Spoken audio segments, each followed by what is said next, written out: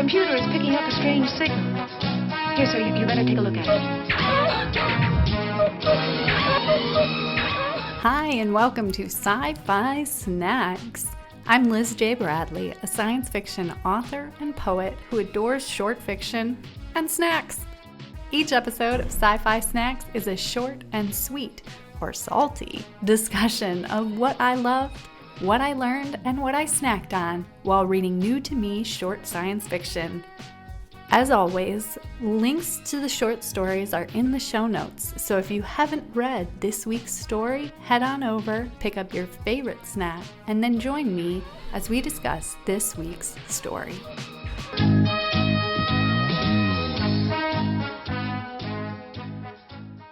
Hey everyone, it is Liz, and this is May 1st when this episode will go live, and I'm so excited! I'm really nervous too, but mostly excited. All the good feelings about this first episode. Now, I did want to make a caveat or a little note here at the beginning of the podcast that I am recording these episodes ahead of time. So if crazy world events have happened and I'm not addressing them, or something seems slightly out of sync or out of date, that's why, because I'm recording about a month ahead of time for these.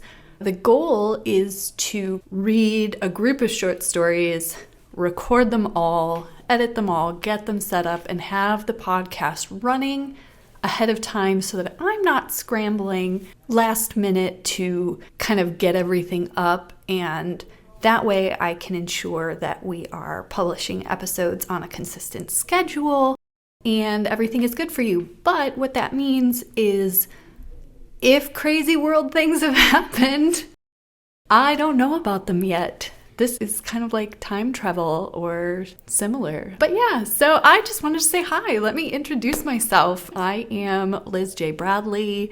I am a writer and a reader and an executive assistant, a mom, a wife, a friend, a cool person who likes to eat snacks and likes to talk.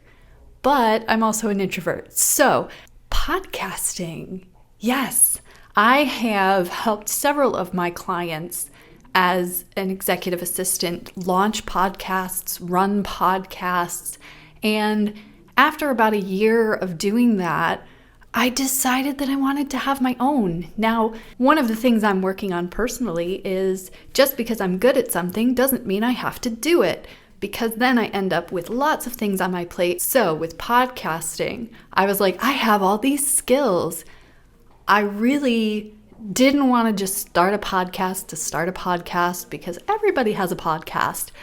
So I wanted to really verify that this idea that I had was something that not only I was excited about, but I thought other people would be excited about and would want to listen to.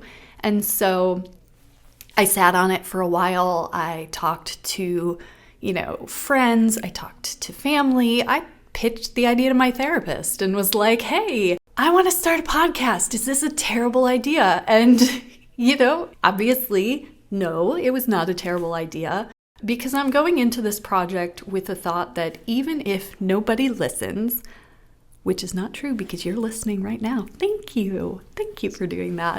But even if nobody listened, I would still get something out of this project. As a writer, I know that the things that are going to make me better are writing more and reading more. And this project is a way for me to not only read more, but read more focused and read in a way where I'm engaging with the text after I've read it and beyond just oh wow, that was a nice story, moving on. So for me, this is a really great way to study what other really good writers are doing. And let me tell you, as of this recording, I've read the first 4 stories and my mind is just blown. It's so good. I've got so many ideas. I'm seeing so many things. I'm really excited about engaging with the text and then sharing these ideas and these thoughts with you. And the other part of the podcast is I'm pairing a snack with each one of these stories. And I did this for a couple reasons. One, it's gimmicky, it's fun, cool. Maybe somebody's going to tune in for all of my snack reviews. I don't know. I really just like to eat snacks.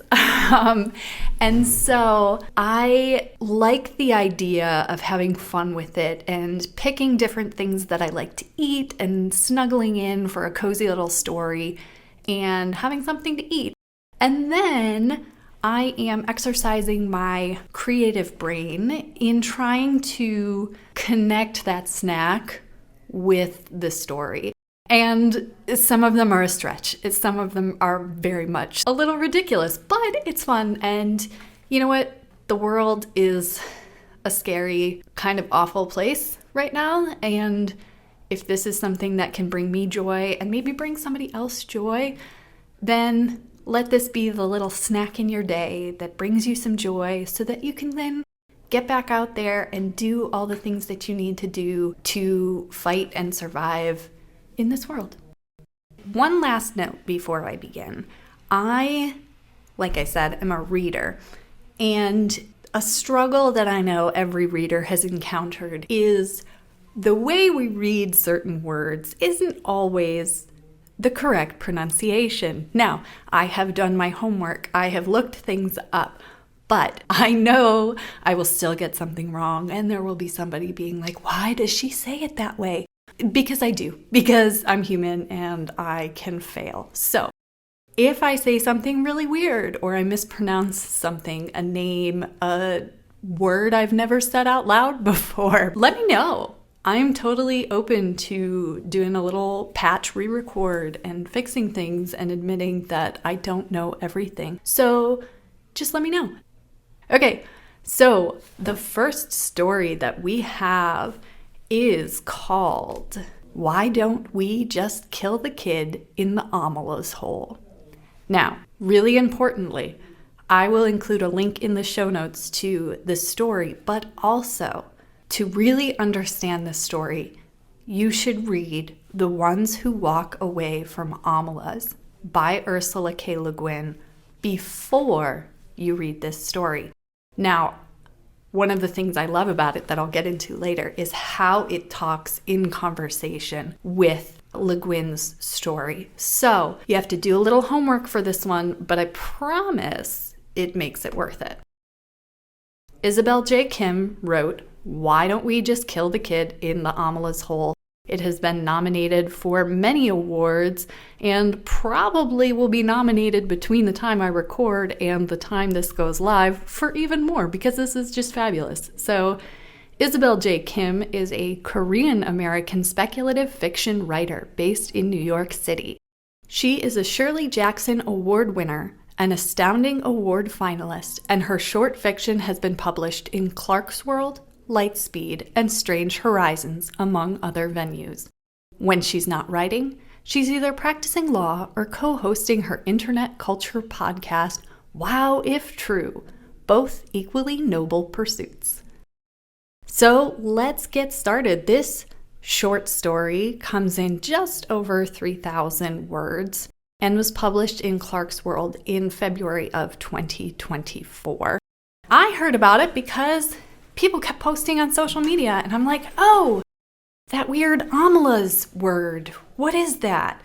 And it prompted me to do some digging. So when I decided that I was going to focus on women writing science fiction for the first season of Sci-Fi Snacks, I knew that this story was going to be a part of this. And I decided I was going to be cheeky and pair this story with donut holes because, my friends, it had the word hole in the title, and that's really as simple as it is. That's the length of my thinking was donut holes, Amala's hole, what a perfect pairing. And then I had to make the choice of, am I going to Dunkin' Donuts? Or am I going to Krispy Kreme? Or am I going to the grocery store to just find whatever donut holes they have? Well, Let me tell you, the grocery store, I went to like 3 and they had no donut holes. And I don't know. I feel like it's something that you see all the time when you're shopping. But when you're looking for that specifically and you make a special trip, they're nowhere. They're nowhere. So I decided, because I'm cheap, to price match whose were cheaper, Dunkin' or Krispy Kreme. And here's your tip: Krispy Kreme donut holes, which they call donut dots, were just a little bit less expensive. Now, I was almost swayed by the really cool Easter bucket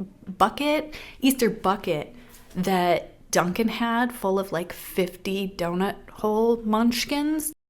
But then I decided I didn't want to spend $15 on donut holes just because you were getting a cute bucket. I can be swayed by merch, but I held strong and I said, you know what? I've never had Krispy Kreme donut holes before, so we're going to go with those.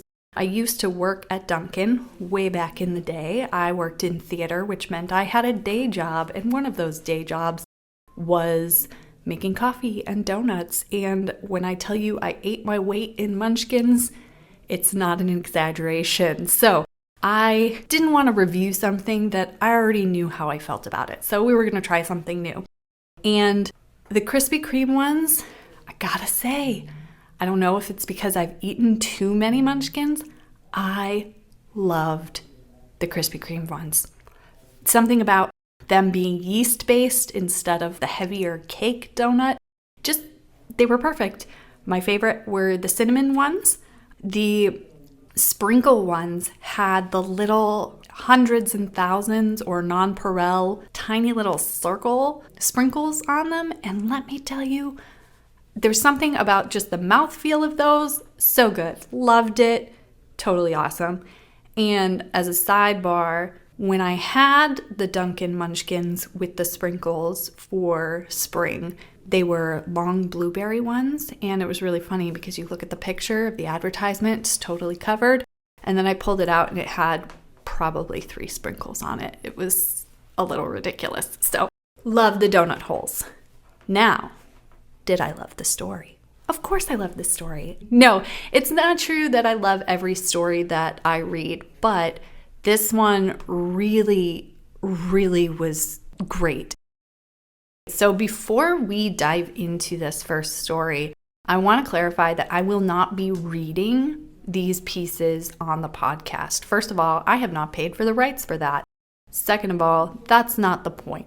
I will give a quick summary and I will link every story or where you can purchase the story if it's not available for free online in the show notes. And so if you want to go ahead and read them before I talk about them, that's awesome. You'll have more context. If you want to read it after you hear what I think about it, awesome. You'll have my thoughts in your head rattling around as you read the story. But I'm going to give a quick summary so that we are on the same page if you have not read the story.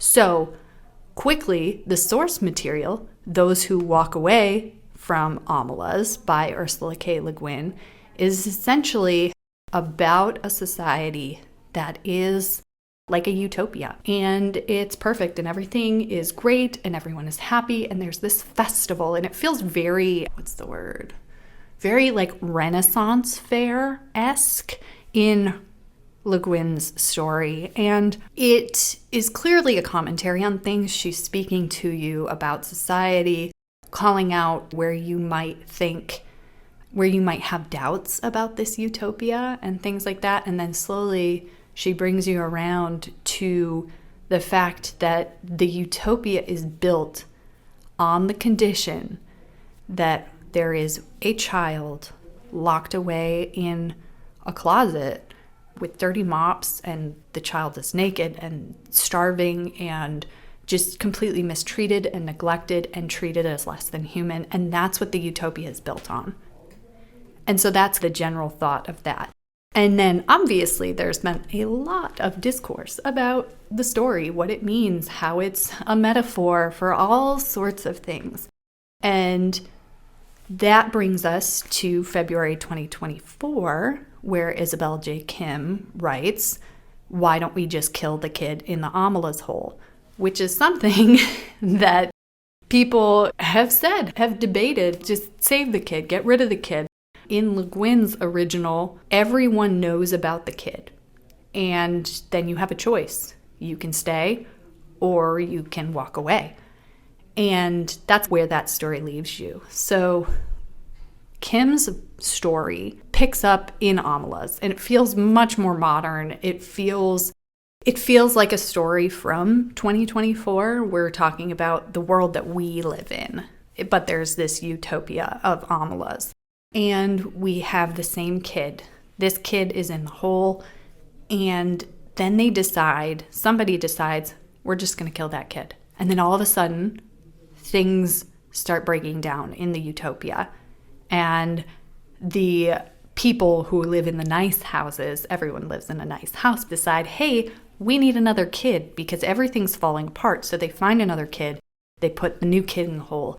And this cycle continues on. And in the story, how, they kill the kid, they find another kid. They kill the kid, they find another kid. And it's a very public balance, and it just goes on, and it talks directly to the reader about all of the discourse and all of the philosophies surrounding what would you do, and this whole thing's a metaphor, and the kid's not real, the kid is real. All of these different things that have been said, and it doesn't really have a good resolution.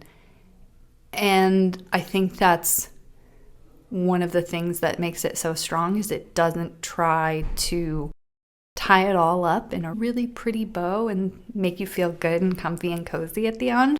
It leaves you with the responsibility to figure out what it means for a society, what it means for yourself, and all of that. So now let's talk about what I loved in this story. It was one of those stories that I know I'm going to be thinking about for a really long time, and I'm sure other people were and are, because a lot of the time short fiction, the goal is to tie everything up with a really nice bow, and you get this beautiful self-contained little morsel of speculative fiction or romance or whatever, and you've got that strong beginning, middle, end. This story had that. It was a complete story, beginning, middle, end. That was really great. But what I really, really loved about this is that it left questions and it opened up discussions that will live beyond this story.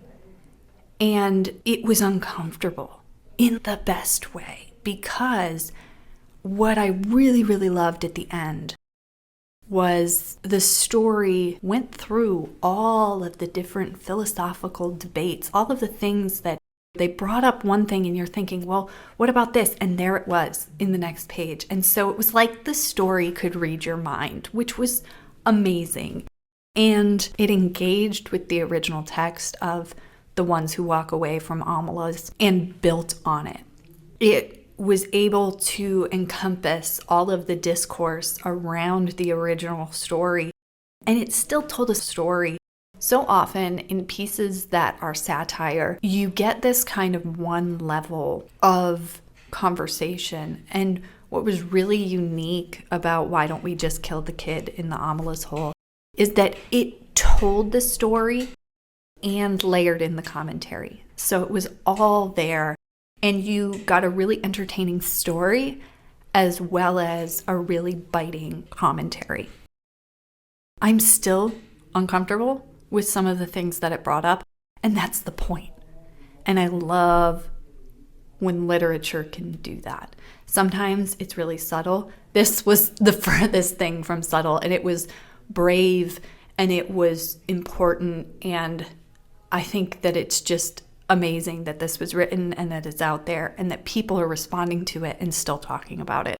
I really think this is a story that is going to stand the test of time, and I really love that. Now, the section of what I learned as a writer reading this story.